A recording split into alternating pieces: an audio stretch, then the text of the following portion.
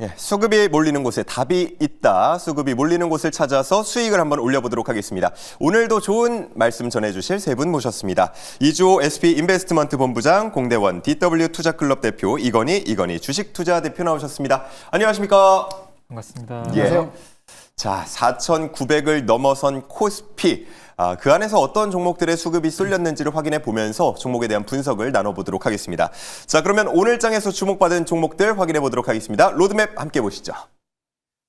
네, 로봇도 있고요. 엔터도 있고, 조선도 있고, 바이오도 있고, 오늘 골고루 주목을 받은, 하지만 보면은 거의 다 대형주다. 이런 부분은 눈에 띄는 부분입니다. 자, 그래서 하나씩 말을 움직여가면서 종목 분석을 해보도록 할 텐데, 자, 먼저 이주호 본부장님부터 한번 말을 굴려보도록 하겠습니다. 노란색 말이 움직입니다. 굴려 주사위. 자, 오늘은 할 얘기가 많기 때문에 바로바로 주사위를 굴려보도록 하겠습니다. 6칸 전진합니다. 네, 삼성중공업으로 갔네요. 최근에 외국인들의 순매수가 많이 눈에 띄는 것 같은데 거래량도 좀 붙는 것 같고요. 네, 일단 최근에 좀 거래량이 계속 들어오고 있는데 여러 가지 모멘텀들이 있지만 지금 가장 중요한 거는 이제 미국에서 그린란드령 관련된 이슈가 있죠. 그래서 북극 항로와 관련된 모멘텀이 있다 이렇게 보시면 좋을 것 같습니다. 지금 트럼프 대통령이 그린란드 파병국에다가 관세에 대한 얘기를 하면서 약간 지정학적 리스크도 부각이 됐지만 결국에는 지금 트럼프 대통령이 저렇게까지 하는 이유가 이제 북극 항로 개척 이러한 부분 때문이다라는 얘기가 있거든요. 그래서 삼성중공업의 쇄빙선 기술에 대한 기대감 이런 걸 볼 수 있겠고요.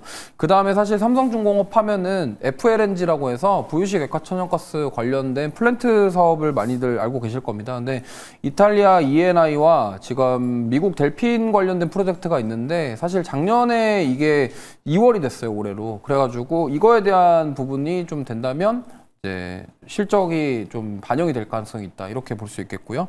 그 다음에 이제 삼성중공업은 LNG 운반선을 비롯해서 암모니아 추진선 등 이제 친환경 선박과 관련된 모멘텀도 있습니다. 그래서 모멘텀들이 여러 가지가 있기 때문에 물론 LNG 운반선에 대한 부분도 있지만 저는 지금 최근에 좀 주가가 올라가고 있는 이유는 북극 항로 관련된 부분이 있다라는 점 참고하시면서 대응해 보시면 좋을 것 같습니다. 네, 좋습니다. 그러면 현재 진행형인 이슈에 얽혀 있다라고 볼 수가 있겠고 앞서서 말씀을 해주신 것처럼 외국인을 중심으로 해서 거래량도 들어오고 있는 상황입니다. 여러 가지 증권사가 목표 주가를 더 올려잡고 있는 삼성중공업인데 그렇다면 지금이라도 매수 가능합니까?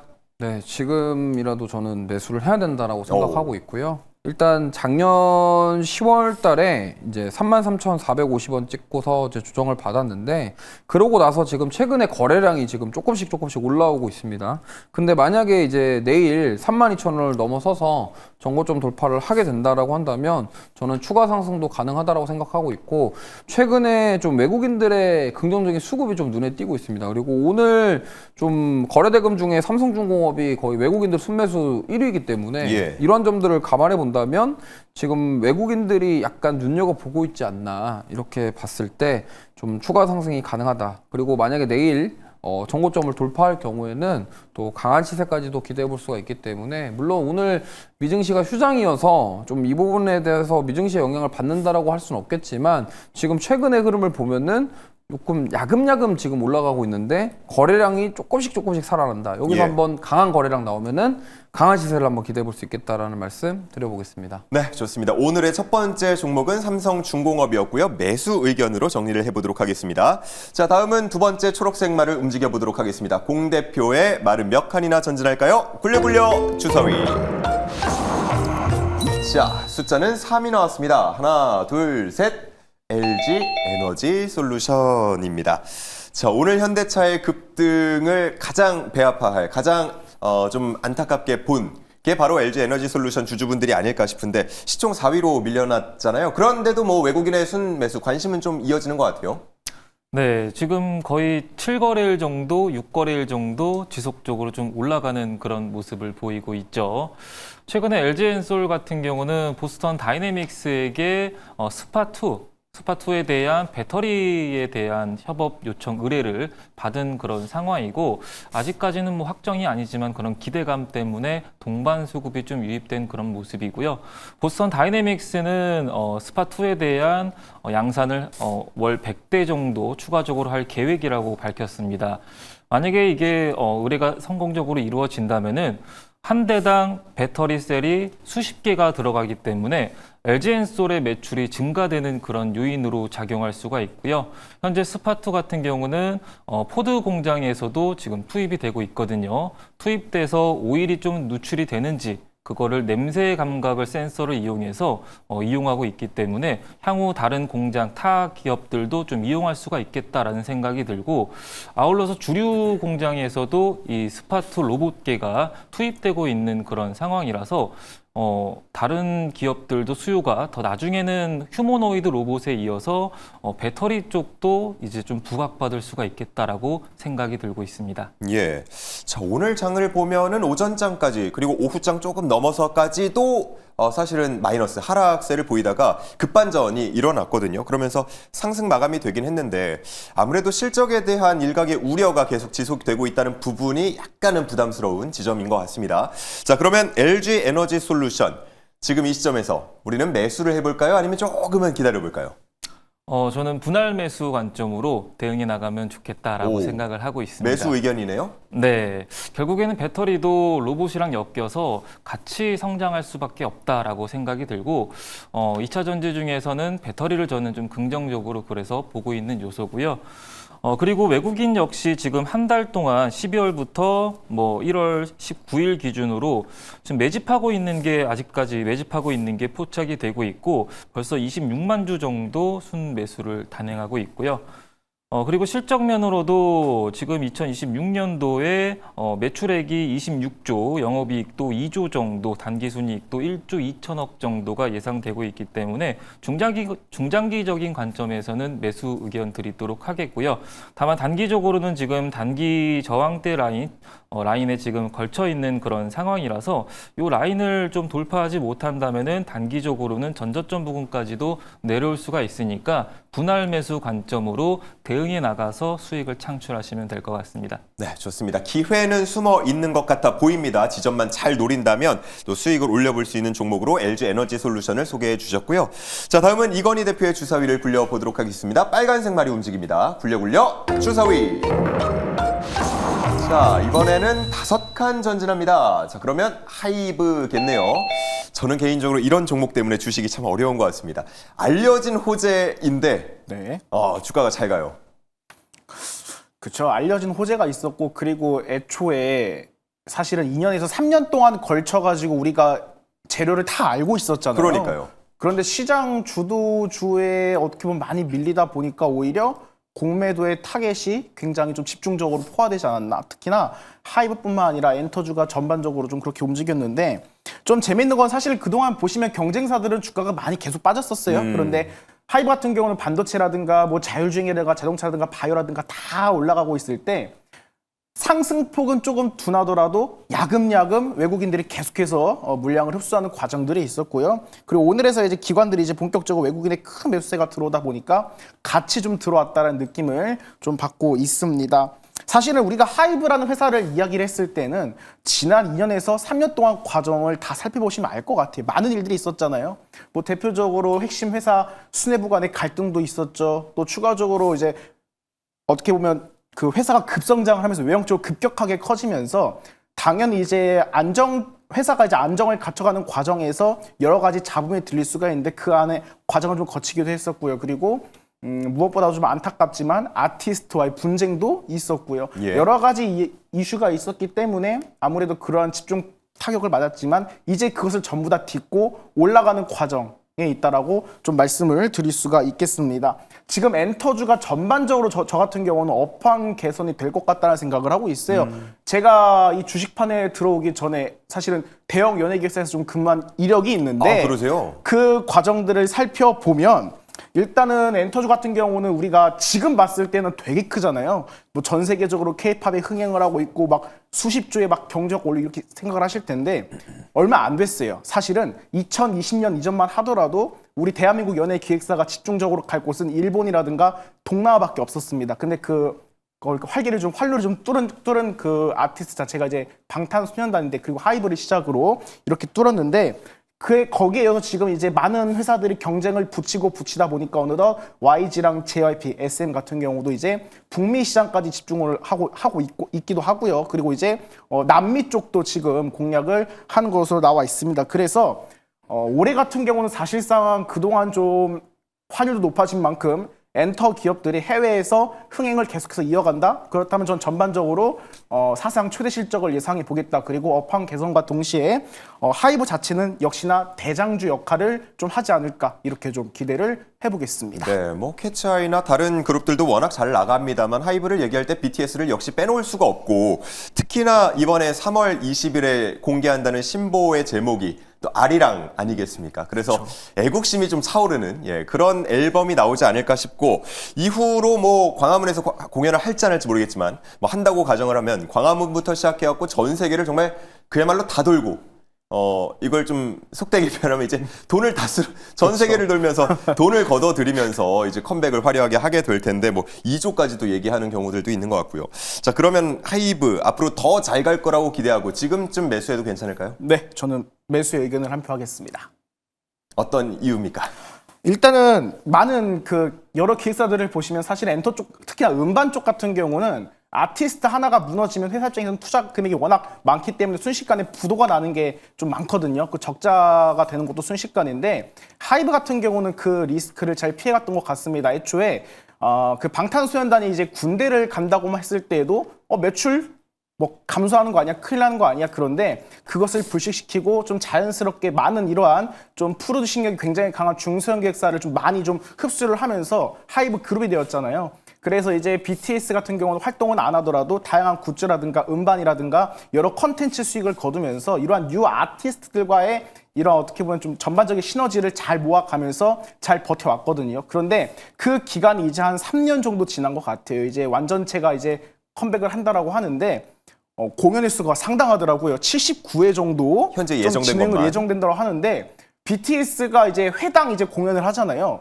통상적으로 나오는 이제 매상이라고 그러죠. 매출이 회당 1,000억에서 2,000억입니다. 그것을 79회로 잡았을 때 정상적으로 정말 흥행을 하고 다 이끌어간다? 그럼 일단 기대되는 시너지는 이제 단순 수출은 6조 이상이고요. 예. 그리고 경제 효과 같은 경우는 BTS가 한 번 공연할 때마다 1조 원이 넘어간다고 그러잖아요.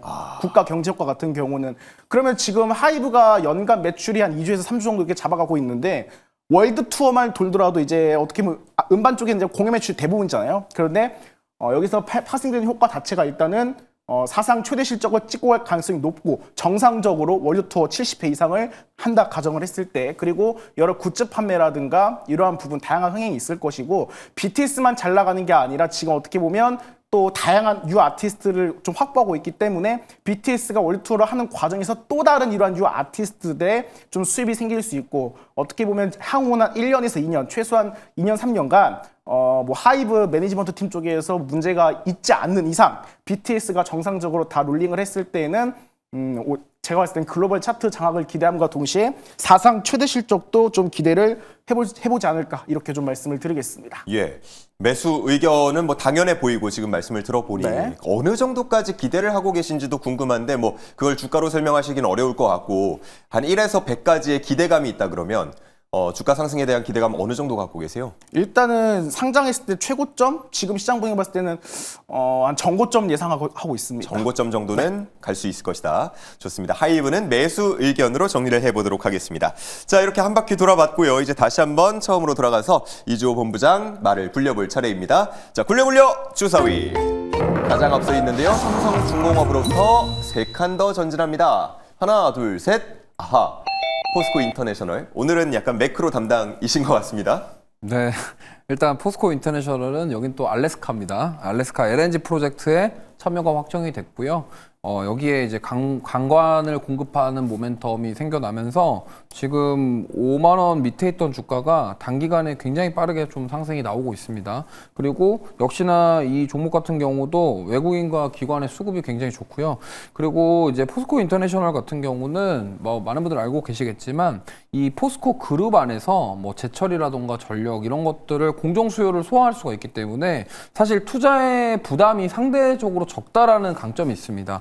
일반적인 다른 기업들보다 포스코 그룹 안에서 해결할 수 있는 부분들이 좀 있기 때문에 이러한 것들을 생각해 보면 들어가는 비용이 어느 정도 줄으면서 마진이 좀 올라갈 수 있는 그런 상황이라고 볼 수 있겠고요.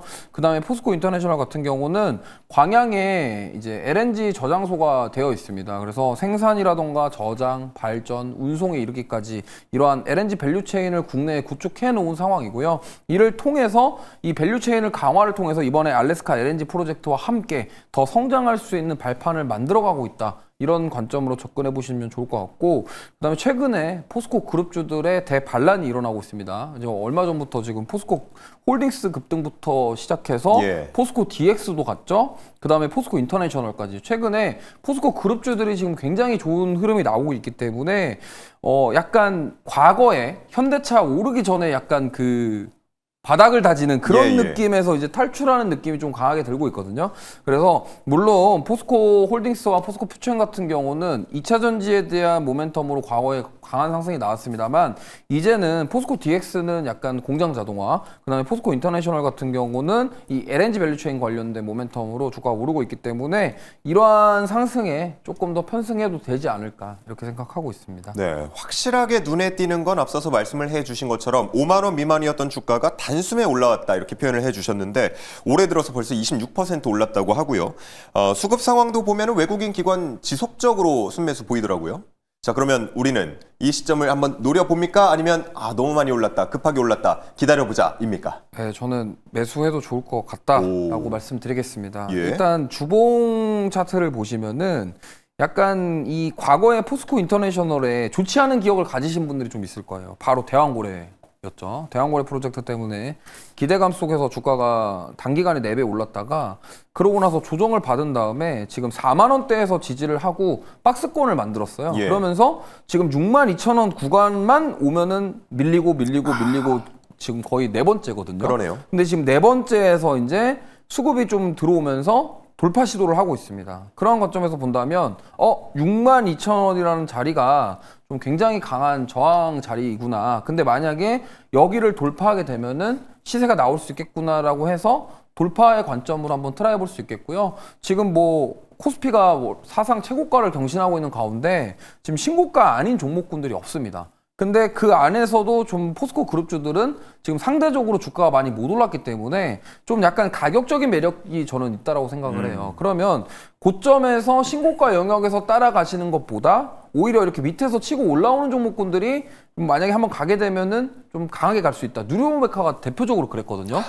예, 뭐 우리가 예상하지 못했던 갑작스러운 이슈가 나오면서 이제 가게 됐지만 어쨌든 뭐 그렇게까지는 아니더라도 지금 이렇게 바닥권에서 올라오는 종목군들이 돌리면서 세게 수급이 들어오고 시세가 줄 때 정말 강하게 올라간다라는 거를 지금 알고 계실 거고 그만큼 시장의 힘이 세기 때문에 그것도 가능하다라고 생각합니다. 그래서 만약에 62,000원을 완벽하게 오늘도 살짝 윗꼬리가 달리긴 했습니다만 완벽하게 돌파하면서 좀 안착하게 되면은 강한 시세를 한번 기대해 볼 수 있지 않을까 이러한 관점에서 매수 의견 드리겠습니다. 네, 좋습니다. 차트를 길게 놓고 보면 여전히 매력적인 구간이다라고 하시면서 포스코 인터내셔널은 매수 의견을 주셨습니다.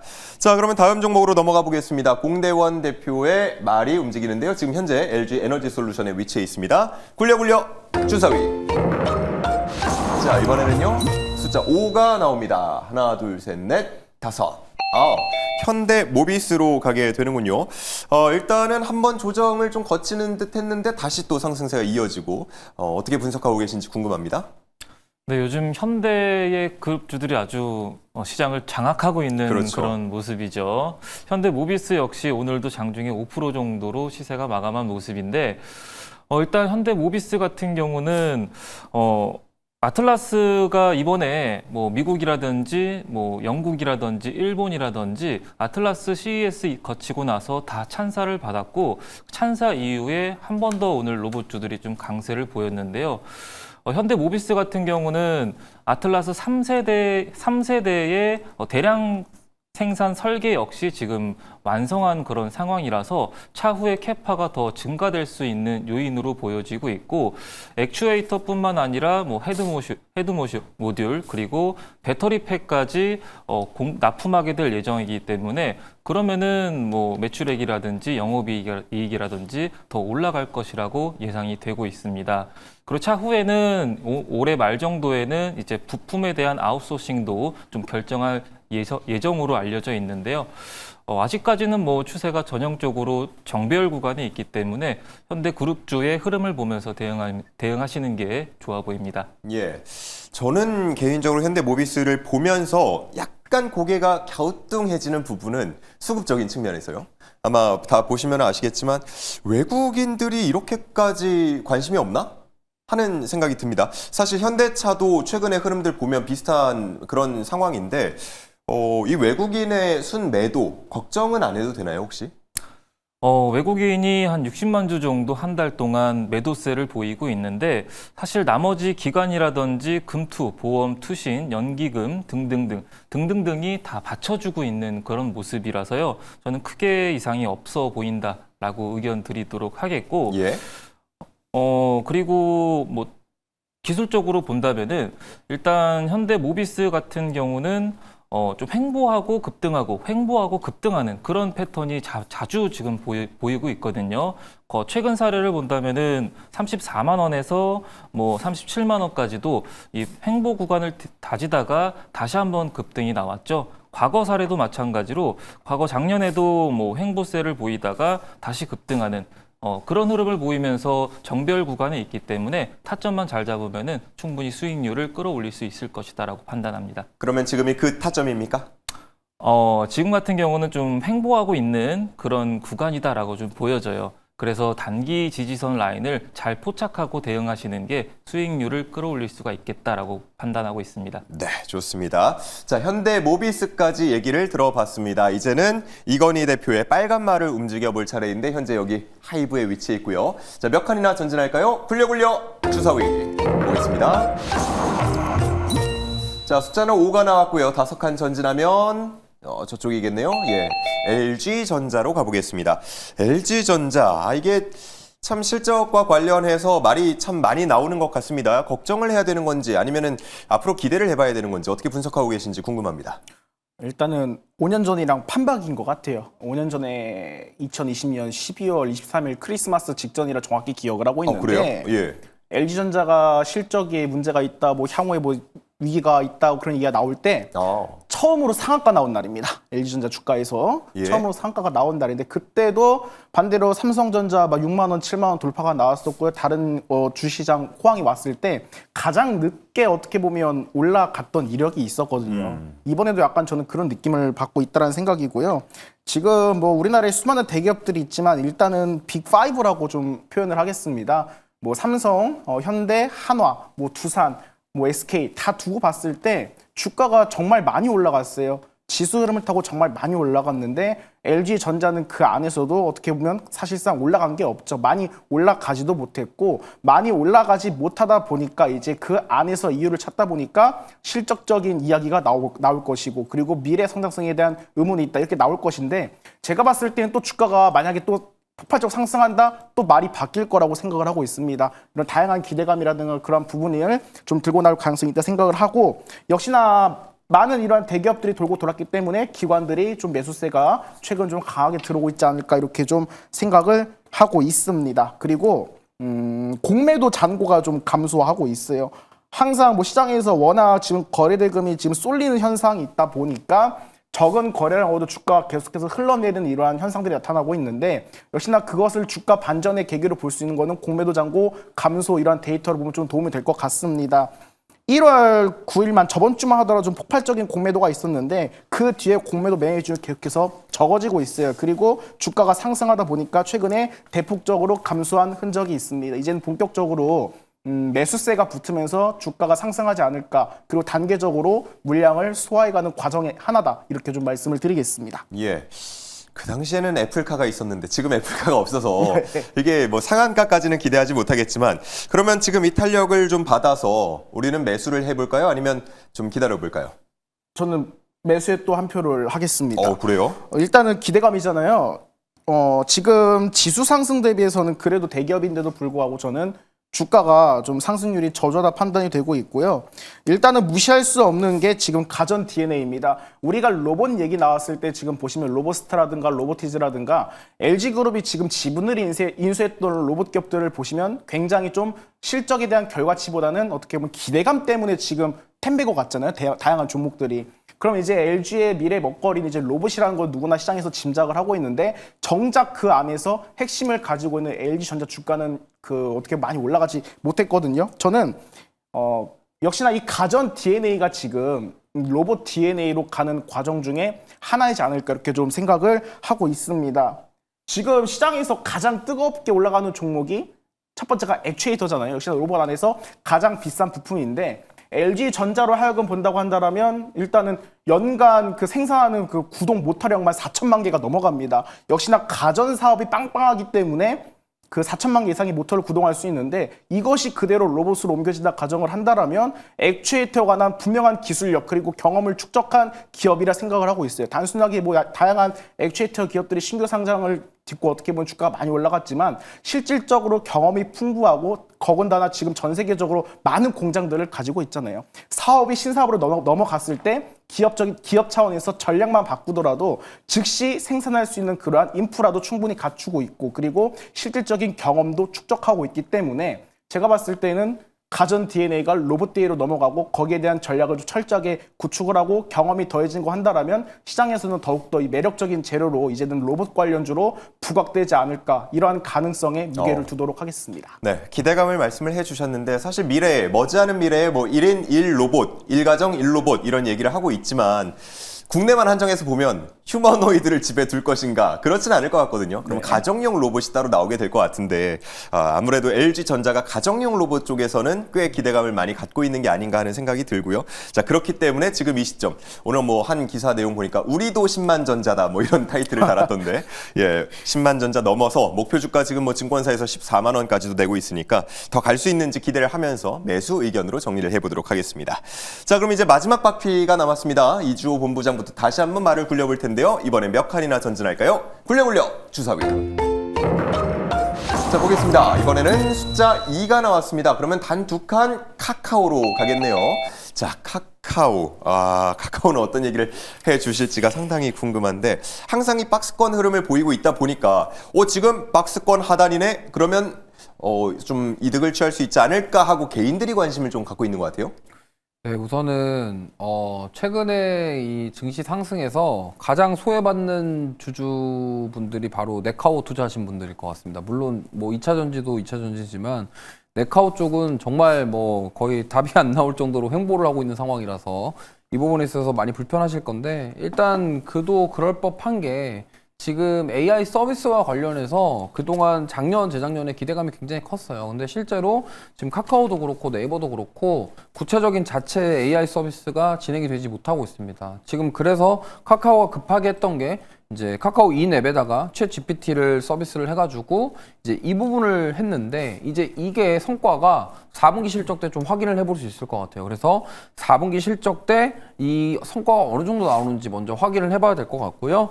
그 다음에 이제 올해 1분기 상반기에 이제 자체 AI 서비스인 이제 카나나인 카카오톡, 그다음에 카나나 서치 이러한 것들, 그러니까 AI 서비스가 이제 대거 이제 공개가 될 예정입니다. 근데 이것도 성공할지 안 할지는 좀 확인을 해봐야 되겠죠. 그러니까 지금 카카오 같은 경우는 주가가 횡보하는데 저는 충분히 이유가 있다고 생각해요. 그동안 AI 서비스가 제대로 보여주지 못했고, 근데 해외 글로벌 AI, 그러니까 미국의 기업들이 거의 AI 서비스 관련해서는 점령하다시피 해버리니까 이것 때문에 오히려 지금 주목을 못 받고 있다. 그리고 더 중요한 거는 카카오톡 개편 관련해서 노이즈가 굉장히 많았고 사실 돌린다고 돌리긴 했는데 이게 완벽하게 돌아간 것도 아니고 약간 반쪽짜리로 돌아가서 좀 좀 그거에 대한 불만감도 좀 있는 것 같습니다. 그래서 어쨌든 카카오톡이 다시금 돌아오면서 개편이 됐는데 이거에 대해서 광고 인벤토리가 더 늘어났어요. 그러니까 지금 보면은 카카오톡 사용하시면은 이 안에서 채팅창에서 광고가 굉장히 많다라는 걸 느끼실 텐데 그렇다고 한다면 결국에는 이 광고 인벤토리가 늘어난 게 얼마나 수익성이 나올 것이냐? 그러면 앞으로 출시할 자체 AI 서비스와 이 광고 인벤토리라던가 이런 것들이 합쳐져서 얼마나 극대화가 될 것이냐 이런 것들을 따져봐야 될 것 같다라는 말씀 드리겠습니다. 예, 물론 뭐 주식이 투자가 심리라고는 하지만 조금 전에 뭐 계속 화면에서도 나갔지만 매출액이나 영업이익 같은 것들 작년에 또 기대를 하자 그러면 역대 뭐 최대라는 얘기들도 슬슬 나오고 있고 네카오 다 돈 잘 벌고 있는데 주가가 못 가고 있어서 이걸 우리가 기회 삼아도 될지 궁금하거든요. 네, 저는 일단 뭐 내일장은 관망 의견을 드리고 싶고요. 네, 일단 실적이 나쁜 건 아닌데 현대차도 과거에 그랬습니다. 실적이 나쁘지 않았는데 어쨌든 뭐 외부적인 이슈가 있었고 그 성장에 대한 모멘텀이 없었다고 해야 될까요? 그렇기 때문에 주가 못 갔는데 현대차 그룹 같은 경우는 성장 모멘텀이 들어오면서 주가 갔죠. 그럼 결국에는 네카오 같은 경우도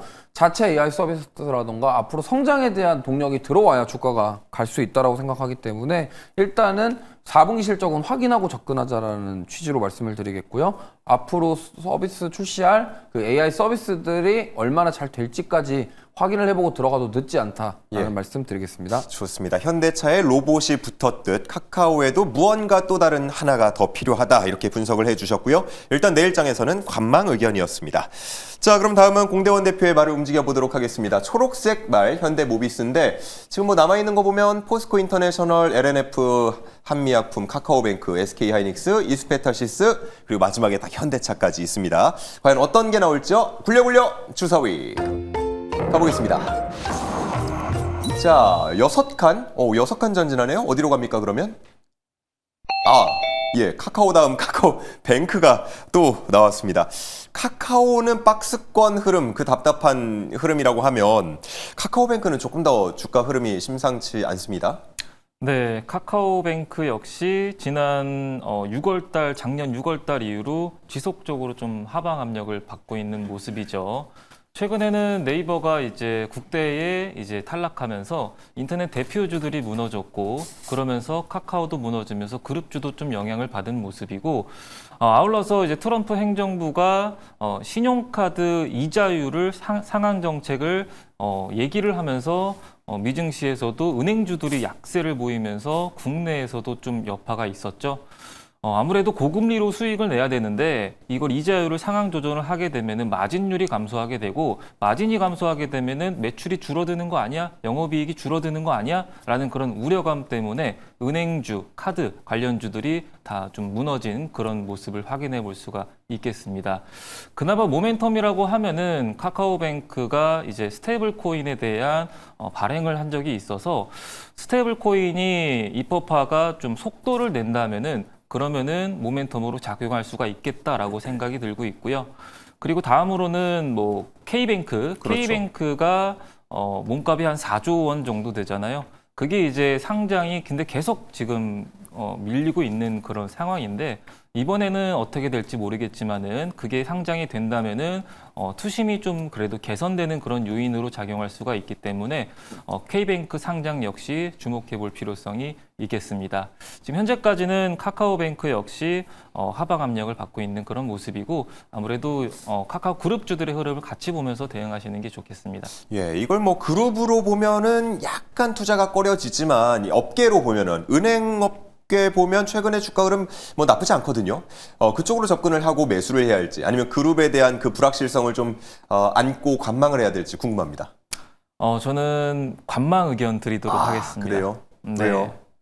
아무래도 카카오뱅크가 뭐 비대면이라든지 모바일이라든지 그런 서비스 외에는 특출나게 뭔가 전략적인 무기가 또 하나가 나와야 되지 않을까. 그래야 좀 주가를 끌어올릴 수 있지 않을까라고 생각이 드는데 아직까지는 그런 소식이 없기 때문에 관망 의견 드리도록 하겠고 기술적 분석으로도 보면은 지금 현재 2022년도부터 올해까지도 거의 박스권 구간에 갇혀 있는 모습이거든요.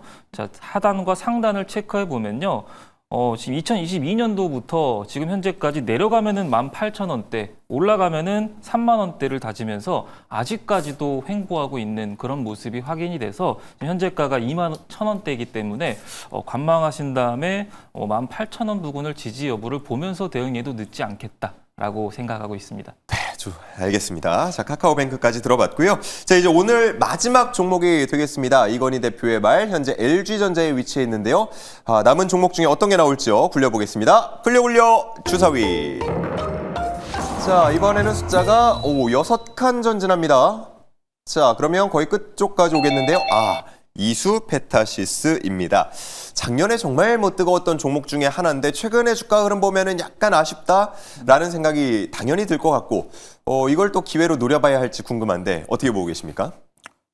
일단은 주가가 고점을 찍고 대략적으로 한 달 동안 30% 정도가 빠졌잖아요. 예. 그래서 조정이 좀 크다 보니까 이제는 이제 밑에서 좀 슬슬 기술적인 반등이 나오는 게 아니야라는 이런 심리가 좀 몰리면서 이러한 개인들의 좀 매수세가 몰리는 것으로 좀 생각이 됩니다. 그런데 어쨌건 지금 그렇게 쉬어가던 두산 에너빌리티도 최근에 좀 크게 폭등을 했고, 그리고 반도체, 자동차 계속해서 순환매가 이어지고 있는데 그 안에서 지금 외국인들은 이수페타시를 계속 팔고 있었거든요. 최근 들어서 최근 팔고 있었고, 일단 AI 로봇 등 확대에 따른 기대감은 지속이 되기도 하고, 그 증권가에서도 실제로 올해 같은 경우는 올해 영업이익을 한 3천억대로 지금 잡았다고 하더라고요. 그럼 올해 지금 예상 컨센서스보다 50% 이상 좀 끌어올린 금액인데, 일단 여기에 대한 미래치에 대한 반영을 전부 다 끌어서 어떻게 보면 지난 3, 4년 동안 주가를 계속해서 끌어올렸다라고 생각을 한다, 이렇게 좀 말씀을 드리겠습니다. 그러면 지금 말씀하시는 뉘앙스로 봤을 때는 조금 더 지켜보자는 쪽에 가까워 보이는데요? 네, 관망입니다. 좀 관망의 의견을 좀 드리고 싶고요. 예. 일단은 지금 상황에서는 일단은 기대감이 많이 올라갔기 때문에 1차적으로 일단 밸류에이션 부담에 관한 이야기를 좀 안 할 수가 없을 것 같고, 그리고 수급 변화가 굉장히 민감합니다. 애초에 지금 이수페타시스 주봉을 보시면요, 주가를 끌어올릴 때는 계속해서 두 자릿수를 끌어올리다가도 투자 주의 경고 계속 피해가지고 조정 줄 때는 한 자릿수밖에 조정을 안 줬거든요. 그리고 또 두 자리를 기록하면서 계속해서 주가를 끌어올려놨어요. 근데 최근에 들어서 매도 압력이 강해지고 있습니다. 그리고 공매도 비중도 최근 들어 높아지고 있어요.